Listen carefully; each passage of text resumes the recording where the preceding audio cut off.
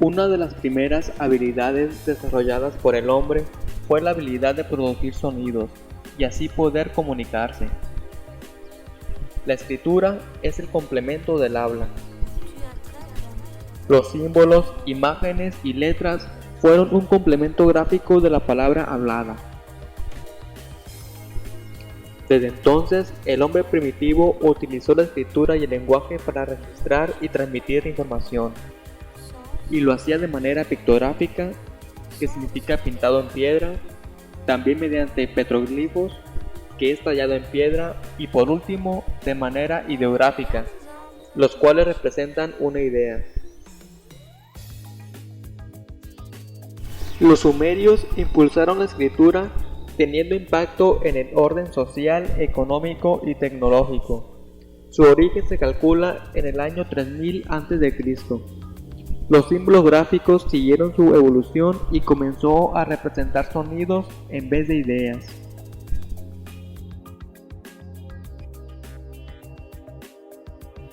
Muchos inventos de los sumerios en Mesopotamia habían llegado a los egipcios, y a diferencia de los sumerios, cuya escritura evolucionó de pictográfica a cuneiforme abstracta, los egipcios conservaron su sistema de escritura llamada jeroglíficos, que en griego significa escultura sagrada y en Egipto la palabra de Dios.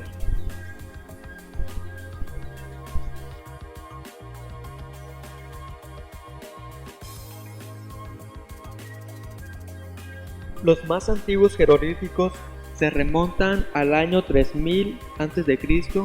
y los más recientes a los 394 después de Cristo.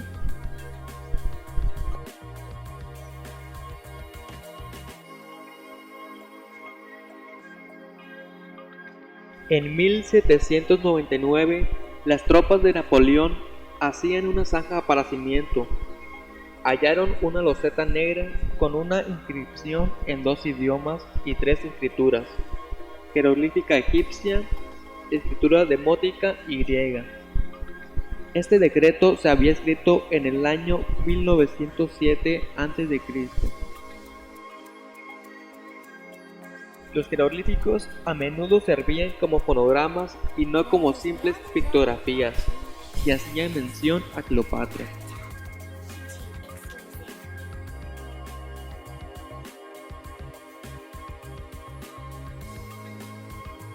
Un importante adelanto fue el desarrollo del papiro, una clase de papel utilizado para escribir que deriva de la planta Cyperus papyrus.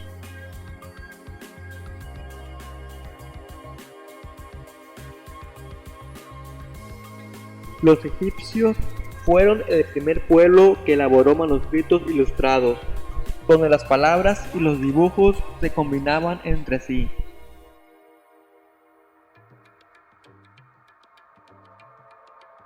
El libro de los muertos se escribía en primera persona y se suponía como narrador al difunto.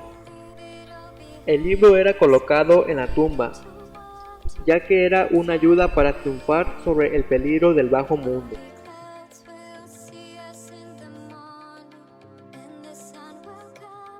En 2800 a.C. se usaban símbolos gráficos minoicos o cretenses. Aquellos pictogramas dieron paso a la escritura lineal.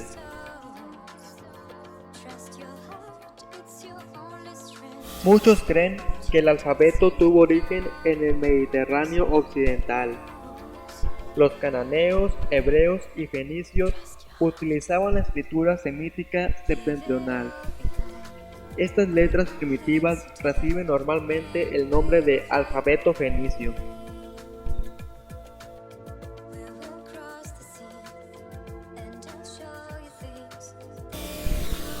el fenicio, que evolucionó en Grecia y en Roma, y el arameo, que dio origen a la escritura hebrea y árabe. El alfabeto arameo se considera el predecesor de la escritura utilizada en India.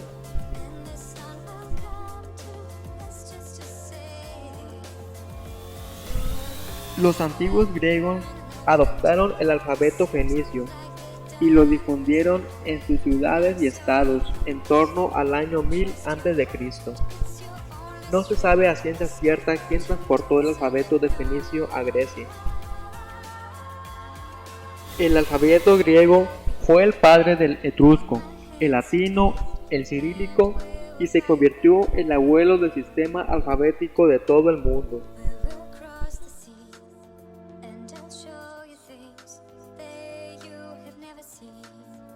Los romanos se apoderaron de la literatura, el arte y la religión griega, adoptándola con su condición social y difundiéndola por todo el imperio. La letra romana más importante era la Capitalis Quadrata. La escritura china es puramente visual, no es alfabética y cada símbolo está compuesto por una cantidad de líneas. La mayoría de esta escritura se encontraba tallada en caparazones de tortugas y en huesos de animales grandes. A estos se le llamaban huesos oráculos.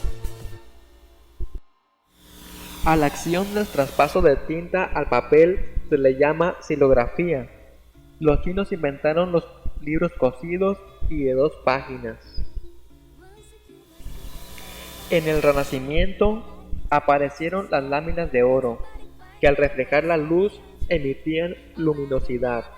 Literalmente, ese efecto les dio el nombre de manuscritos iluminados a los libros ilustrados y pinturas producidas al final del Imperio Romano. Los celtas disfrutaron de un aislamiento y empezaron a convertirse rápidamente a cristianos, creando una fusión fascinante de cultura y religión. Los templos paganos se convirtieron en iglesias y se adornaron con motivos celtas. En esta época fue Carlos Magno quien inventó las carolingias.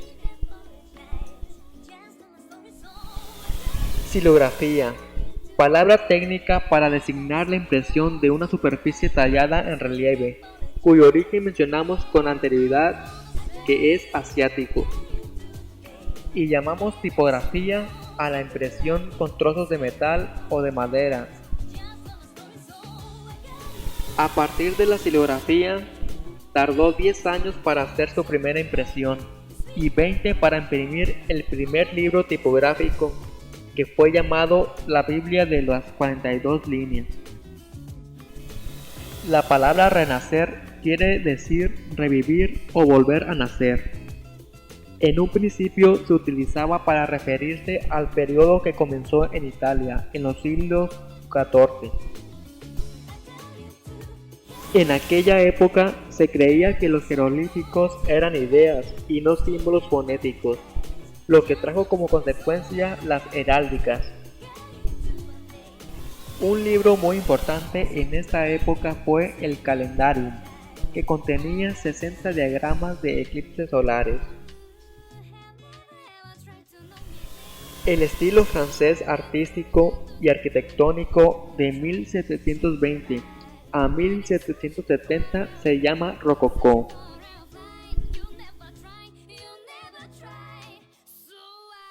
Pierre Simon propuso un estándar al tamaño de las tipografías.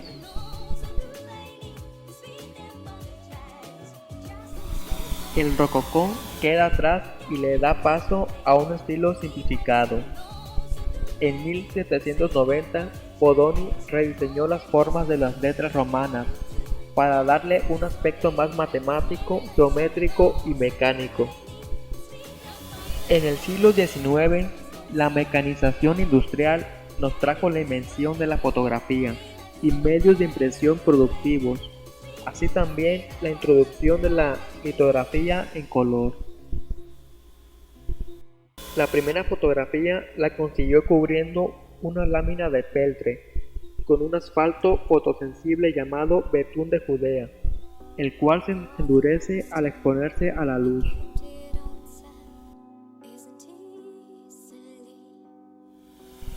La época victoriana fue un periodo de fuertes creencias morales y religiosas, convicciones sociales recatadas y optimismo.